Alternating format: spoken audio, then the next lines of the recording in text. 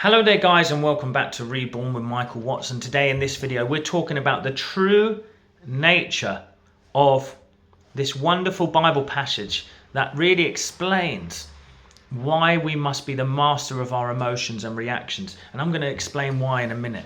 So before I get into that, please do like, share and subscribe. Comment down below if you found this video helpful. It really helps the video to be seen by more, and I'm on a mission to change spirituality, simplify it. Get it to as many people as possible and realize it is the most effortless, natural thing you're ever going to do. So going into that then, let's talk about what I'm talking about. In the Bible it says, God, one of the deadly sins really is to be blasphemous, or not worship the one God. It says in the Bible, worship no other God but me. All right, and what is the true deeper meaning of that when it comes to us now in spirituality? Now, if we're looking at the Bible as a psychological spiritual drama that's teaching us how to become godlike on earth, or experience heaven on earth, then we need to look deeper into the meaning of this, rather than it meaning that there is a man in the sky that is looking down upon us and says, if you don't worship me, then I will smite you. And my reason behind this, and I was brought up Catholic, and I have nothing against organised religion in that sense. I love that people have faith in something. That is the key, to have faith in something. But let's think about it for a minute, right? To have a God that says, worship no other God than me, kind of brings ego into the equation. And something that is omnipotent really wouldn't have much of an ego, in my opinion. But then again, I am only human, so why would my opinion even matter when it comes to a God? But let's put it this way. The point being is, it says, worship no other God than me, and that is actually a deadly sin if you don't. But it's a deadly sin because we do it in life all the time, and it takes away our joy. I'm going to explain why by telling you a story of something that happened to me. So not long ago, I was dropping my son off to his nursery, and when I went to the nursery, there was a man there. Now this man's there regularly. He's from where I'm from. He's from Essex, so being from Essex, we connected.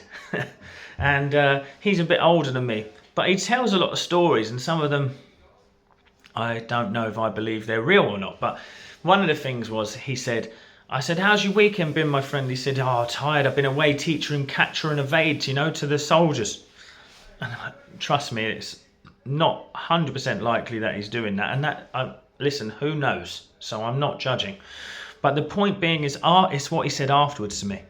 He said, yeah, because there's war coming and you're going to be called up. What was that? I mean, for me, I just went, well, actually, I'm someone who is highly against war and harming other people, so they'll just have to arrest me, is what I said. But in that moment, he affected my peace. He affected my connection to the divine.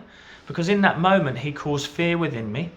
In that moment, he caused an arousal within me of fear, anger, frustration, worry, doubt. And what happened was, I disconnected from that divine presence, which we find in peace, harmony and surrender. So what did I do? In that moment, I had made a god of him.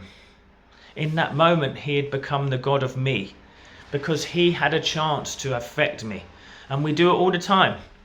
We make gods of many things in life. We make gods of the bills. The bills we've got to pay. We make gods of the things that people say. We make gods of our parents' opinions. We make gods of other people. We make gods of the pain in our body. We make gods of, you name it. And what is the rule? Do not worship only one God, and that is me. Well, I want to say this to you from my point of view. That divine presence is within you. Neville would call it your own human imagination.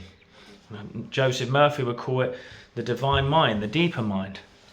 But I'm saying then that when we let someone bring us out of balance, when we let someone affect us, we're making gods of that person.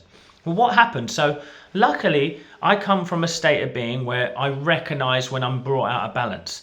So it took me about an hour and a half of energy awareness to fully release this issue. But sometimes when we're unaware, that we're making gods of other people, it will stay on us for a prolonged period of time. What happens then? He's affected my whole day if that's the case. If he's affected my whole day then he's become the god of that day. That energy goes into the next day and so on and so forth. So let's think about the people that we've made gods of in the past. Is there anyone out there who's had a hard breakup in their relationship, who they haven't ever gotten over it? Well, you're making a god of that person. And that person, especially if they wronged you, doesn't deserve your energy anymore. They are not a god, they are a human. So you need to realize that the God that you're looking for, the peace, the harmony, the love, the joy is already in you. So anytime that we allow something to take us away from this place of balance, and do trust me, because I live from a place of peace 95% of the time. You know, I'm a human too, and trust me, bliss, joy, effortless creation all flourish from this space. So I make it a massive thing of mine to become very aware of my reactions, very aware of how much I make something outside of myself affect me. Because anything outside of you is not where the divine lives. It may live through it, it may wash through it, but your life is yourself projected out because of that divine presence within you. So any time that you get affected by something outside of yourself, then you are making a god of it, and you are causing yourself a great sin. Not a sin that's going to take you to hell. No, it's the sin of the life that you're living now. You're taking away your joy, and to take away your joy and your harmony is to not create heaven on earth, is to not have access to that creative potential within you.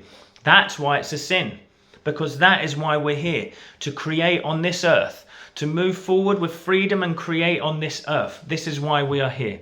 How many times have you made gods of something or someone else?